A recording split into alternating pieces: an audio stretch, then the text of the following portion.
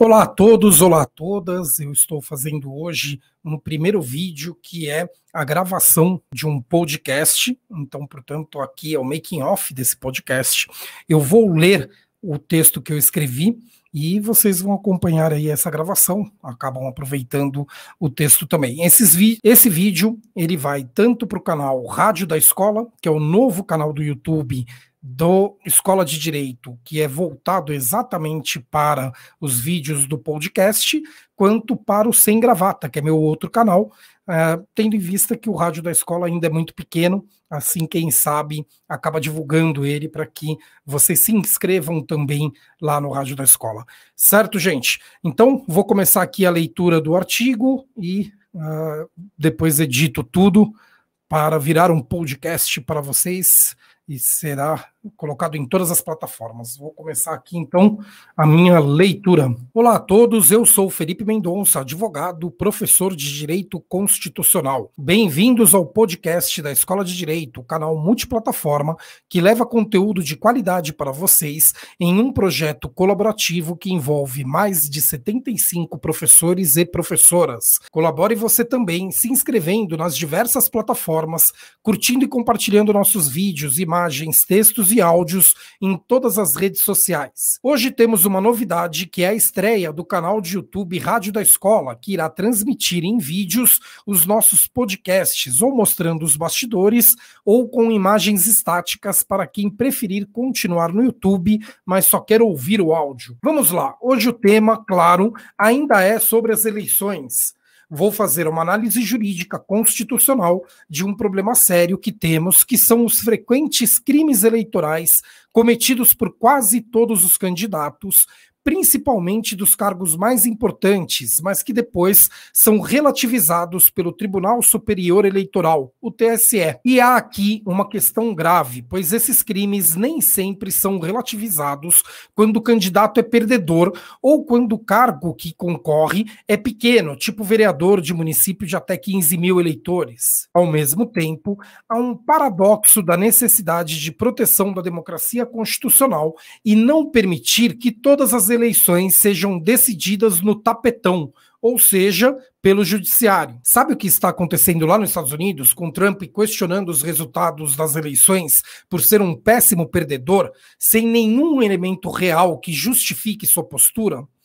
Isso é muito ruim para a democracia constitucional, que estabelece as eleições como a regra do jogo para se chegar aos cargos políticos que representam o povo. Mas, ao mesmo tempo, existirem crimes eleitorais e eles serem banalizados não é menos nocivo à democracia do que esses que não sabem perder e querem ganhar no tapetão. Historicamente, no Brasil, temos em todas as eleições ações que levam para o judiciário denúncias de condutas que, em tese, deveriam ser suficientes para cassar o diploma dos eleitos, pois não seguiram corretamente a regra do jogo. Só que isso parece só valer para cargos pequenos, prefeitos de municípios menores, vereadores. Talvez seja crescente em gravidade, do menor cargo aos maiores, ou seja, um vereador de município de menos de 15 mil habitantes tem que seguir à risca a legislação eleitoral.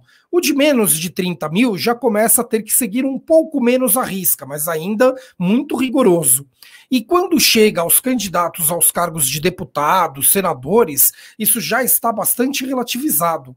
E mais ainda quando chega aos cargos principais do executivo, como presidente da República, governadores e prefeitos das capitais. Quem quiser conhecer a legislação, leia o Código Eleitoral.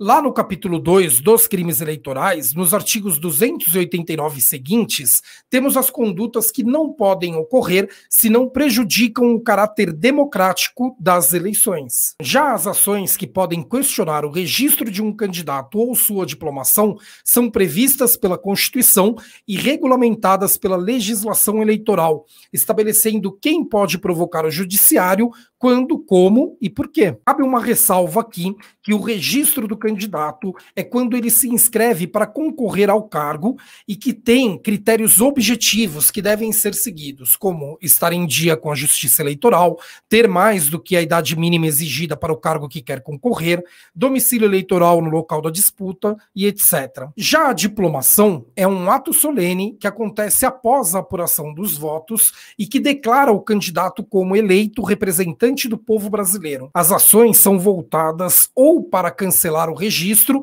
ou para cassar o diploma e, consequentemente, o mandato eletivo. Agora que acabamos de passar pelas eleições municipais, vamos começar a receber notícias de processos promovidos pelos perdedores, questionando atos irregulares, ilegais e até mesmo criminosos dos vencedores. E a questão fica na linha tênue entre isso ser uma amostra da incapacidade de péssimos perdedores admitirem a derrota ou de realmente vitoriosos terem se valido de meios irregulares, ilegais e até mesmo criminosos para se elegerem. A lei em si é clara e não teria uma divisão tênue entre dever cassar o mandato de quem foi eleito de forma irregular ou não cassar e permitir que ocupe o cargo eletivo. Mas como cassar o mandato de um presidente da República eleito com a maioria absoluta dos votos por ele ter cometido crimes eleitorais como a disseminação de mentiras, as chamadas fake news? Imagina seus eleitores mais fanáticos como agiriam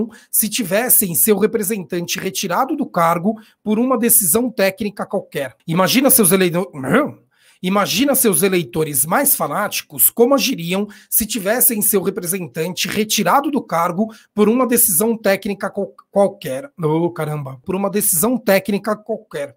Retirado do cargo por uma decisão técnica qualquer. Imagina seus eleitores mais fanáticos como agiriam se tivessem seu representante retirado do cargo por uma decisão técnica. O mesmo serve para um prefeito. A lei é clara em proibir a distribuição de cestas básicas na campanha eleitoral.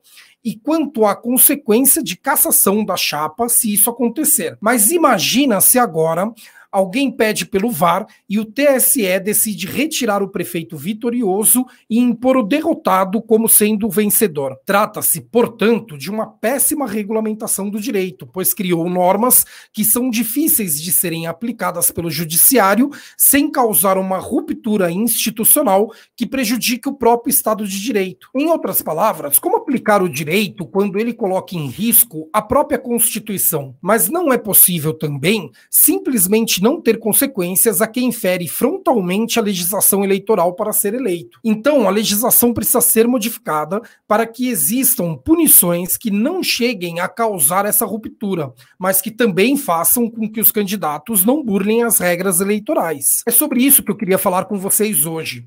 Temos que admitir as derrotas democráticas, sem dúvida alguma, mas também temos que buscar que quem tenha sido eleito ferindo a legislação eleitoral sofra alguma sanção, ainda que seja a política, que é a reprovação do povo, que depois se reflete nas urnas nas próximas eleições. E mais do que isso, precisamos lutar contra o direito A e o direito B.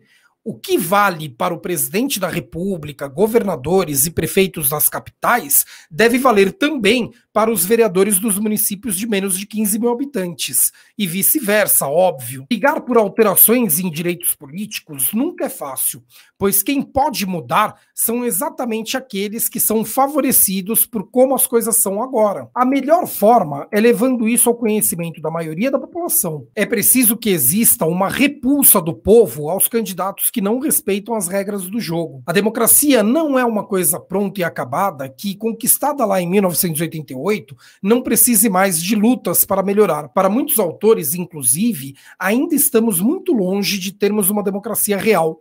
É por isso que o povo precisa sempre lutar pelos seus direitos e para ser respeitado por quem está no poder. Não se esqueçam também que a eleição, ainda que seja justa e democrática, não é um cheque em branco para que o eleito faça o que quiser.